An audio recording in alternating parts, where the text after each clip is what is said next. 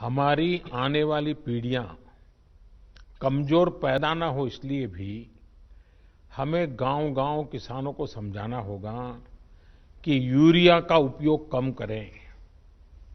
Urea के कारण बहुत बड़े संकट आ रहे हैं। यूरिया से हमारी मिट्टी, हमारे जल, उस पर बहुत विपरीत असर होता है और इसलिए भोले भाले किसान अधिक उत्पादन के लालच में फंसकर रासायनिक खाद व कीटनाशकों का प्रयोग करने लगे। बैलों की जगह ट्रैक्टर से जुताई होने लगी।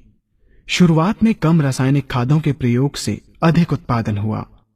धीरे धीरे रासायनिक खादों के प्रयोग के कारण भूमि की उर्वरा शक्ति क्षीण होने लगी, जिसकी वजह से उत्पादन घटने लगा तथा फसलें कमजोर होने लगी। फसलों के कमजोर होने के कारण उनमें रोग व कीट लगने लगे। रोग व कीटों से फसल की सुरक्षा के लिए और अधिक कीटनाशकों का प्रयोग होने लगा। एक तरफ ज्यादा उत्पादन के लिए अधिक रासायनिक खादों का प्रयोग होने लगा, वहीं दूसरी तरफ फसलों को रोग व कीटों से बचाने के लिए अधिक विषाक्त कीटनाशकों का प्रयोग बढ़ गया, जिसके कारण उत्पादन लागत बढ़ी और किसान को लाभ कम होने लगा, बल्कि छोटे किसान कर्ज में डूबने लगे। धीरे धीरे भूमि की उर्वरा शक्ति क्षीण होने से भूमि बंजर होने लगी।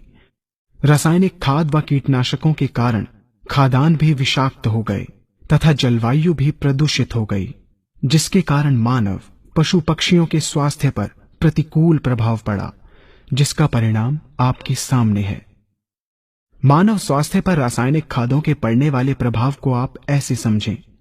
जब किसान फसल में रासायनिक खाद डालता है तो रासायनिक खाद में उपस्थित विषाक्त रसायन जल में घुलकर सबसे पहले जल को प्रदूषित कर भूमि के अंदर उपस्थित केचुए व सूक्ष्म जीवाणुओं को मार देता है।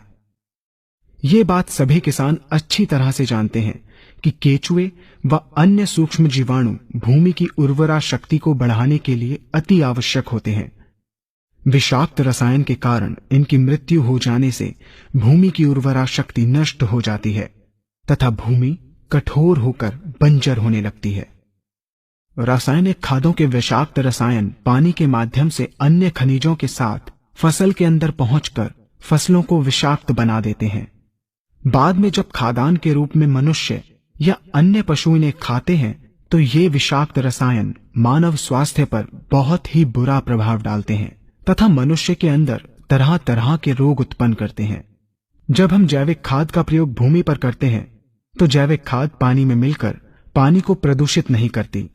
जैविक खाद भूमि के अंदर उपस्थित उर्वरा शक्ति को बढ़ाने वाले जीवाणु तथा केचुओं की संख्या को तीव्रता से बढ़ाती है, जिससे भूमि की उर्वरा शक्ति बढ़ती है तथा भूमि छिद्र युक्त एवं भुरभुरी हो जाती है, जिससे वायु और प्रकाश भूमि के अंदर गहराई तक प्रवेश करते हैं, जिसके कारण भूमि में तापमान एवं आर्द्रता का संतुलन बना रहता है और फसलें मजबूत होती हैं।